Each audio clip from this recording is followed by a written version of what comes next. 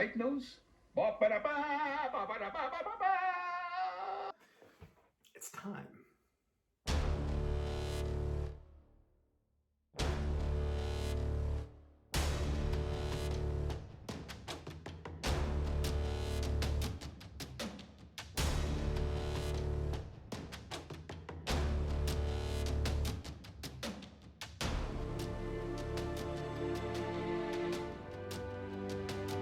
So the 2022, my new build is all done. And so kind of going over everything that happened. Last time you saw it was just the barrel. Now, voila, it's all done. So what is this thing? Hate to plagiarize, but we can go tip to butt. And if you know who that is from, I'm sure you're either super upset or you're giggling, either way. So basically, basic A2 flash, birdcage flash hider, nothing crazy there. This is a Midwest Industries Night Fighter handguard, or handguard. So why did I go with the Night Fighter handguard system? What they made this one specifically for was for night vision and mounting it to the rail. And so what they did is made it more rigid, and so you had less flex. And with less flex, that means that when you are, say, like in barricades or some sort of stress shooting where the handguard could be, I don't know, manipulated in a way other than just shooting unsupported, that's going to help keep it from touching the gas block or the gas tube. And that's the reason why I did it. I'm running obviously the same sling I was doing before, my Edgar Sherman designed sling.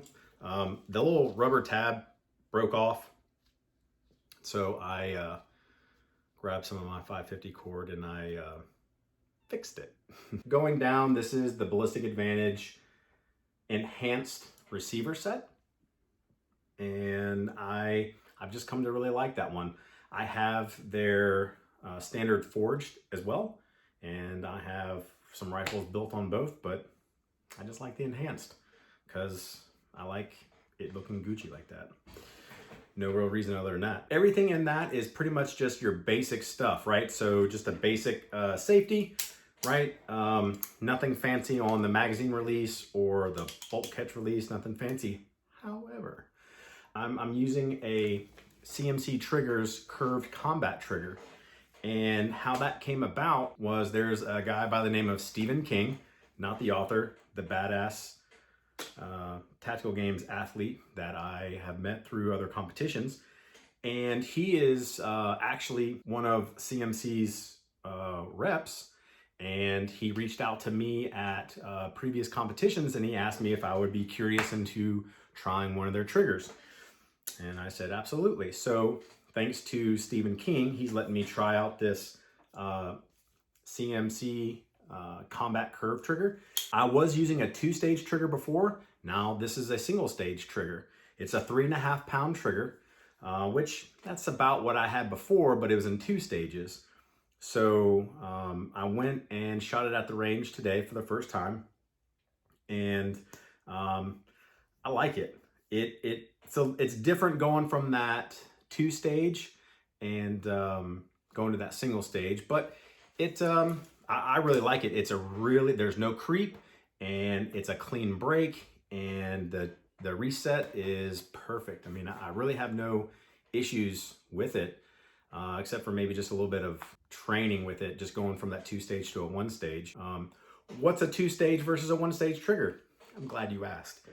So a 2-stage trigger is you have 2 stages, and so you're actually going to feel that trigger move slightly, and it's going to be light on that first stage, and then you're going to hit that wall. That's just the industry term that is used. So you're going to find that wall and where basically the trigger is going to stop.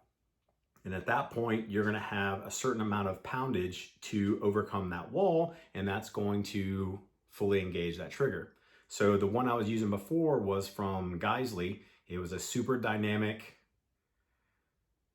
enhanced trigger. It was an SDE trigger. It was a flat face two-stage trigger. I forget exactly which one it was, but it was the SD/E.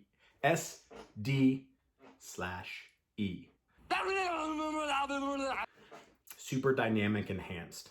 And it was the exact same trigger pull as their SSA-E, only it had a flat face trigger to it. A combat curve trigger is kind of like a hybrid between the two. So it's kind of flattish, but it's got a curve down at the bottom, which, but it's really wide. And I'll show you, it's wide on the trigger shoe, which I kind of dig. And, right? It gives you a lot of surface area to be able to get your trigger finger on there. Going to a single stage, obviously you don't have that two stage. It's just one set poundage to that trigger, and that's all you have to defeat. Still playing around with it though, but I was able to be very precise, very accurate with it. Obviously I was shooting from a bench because I was zeroing the rifle and getting used to it, and I was breaking in the barrel. But moving into the next part of the rifle is going to be the optic. I was using a Vortex PST Gen 2 1:6, and I used that last year. So I ended up going to the Razor 1:6. Wasn't necessary. I wasn't lacking anything with that PST 1:6, but my wife, she got first in Meridian last year, and she got a gift card for Vortex. King in the castle, king in the castle. And so she ended up getting a Razor, and I said, well, I mean, we're a couple and we should have the same optic because reasons. So that's what I did. So I ended up getting one for me as well. The glass is clearer. It does seem to be a little bit brighter, and I like it. Did I need to upgrade? No, not at all. I don't feel like I was missing anything with the PST Gen 2, but after looking at it today and using it today, I'm pretty happy with it. I'm definitely not upset that I spent the extra money and got another optic. So what I ended up going to for a mount was a Badger Ordnance Condition 1, I believe it's called. And so a standard mount, here's the nerd kind of thing coming out. So standard mounts for an AR are going to be a 1.57 inch height. And so sometimes for me, I feel like I'm having to turtle my neck a little bit, and it's not the end of the world, but I was always curious about getting a slightly higher mount. I was on the lookout for a ScalarWorks 1.93 mount, but they were just impossible to find. I waited and I looked for months and months and months. There was a lot of 1.57 mounts out there, but I did not find one that was 1.93. It just wasn't out there. So originally I was trying to find a 34 millimeter tube for the Trijicon optic I was using before.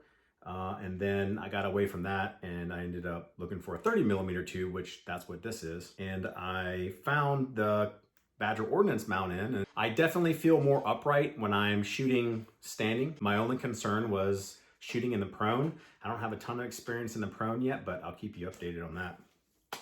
So charging handle, that is the one that I typically use for everything. It's an Ambi Radian Raptor charging handle. That's it. Moving to the stock, I like using the B5 Systems Bravo stock. So it gives you just a little bit of extra cheek well, but it's not as wide as that SOP mod. I don't need anything that big. I'm using a Bravo Company Mod 3, I believe it is. Their pistol grip. What I like about it is it's versus say like a original A2 grip. It's a little more vertical, but what I like about the Mod 3 is that it's a little bit wider because I got big paws, and it allows me, it doesn't feel like I'm swallowing the grip. So it feels my hand a little bit better and allows me to get a better purchase. Using just a black nitride bolt carrier group on the inside. I will say this though, I did end up trying a Superlative Arms adjustable gas block. So I had a Geissele Super 42 spring and Geissele's H2 buffer in this rifle and it would not eject the brass. I couldn't get it to eject. I called Superlative Arms. Their customer service is really, really good.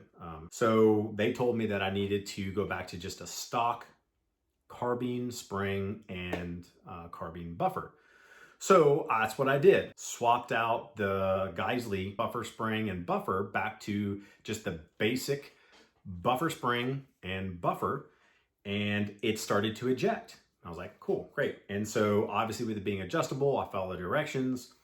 You know, you have it closed, you come back out 4.5 turns, roughly about 18 to 20 clicks. And then you should be at the bleed off setting where they want you to be at. And then you can fine tune it from there, whichever you need. But so it was ejecting the spent casings, but it wouldn't lock the bolt back. That right there is emotional damage. And if I can't get it to reliably lock back, then that's gonna take more time for me to get back. And so I'm not done with the adjustable gas block, but I am going to put the original gas block that came with the barrel from Ballistic Advantage back onto it. And then I'll play with the adjustable gas block maybe on another build and try and dial it in. But for this right now, I'm not gonna use it. So that is just a quick update on what we're dealing with right now. That's it.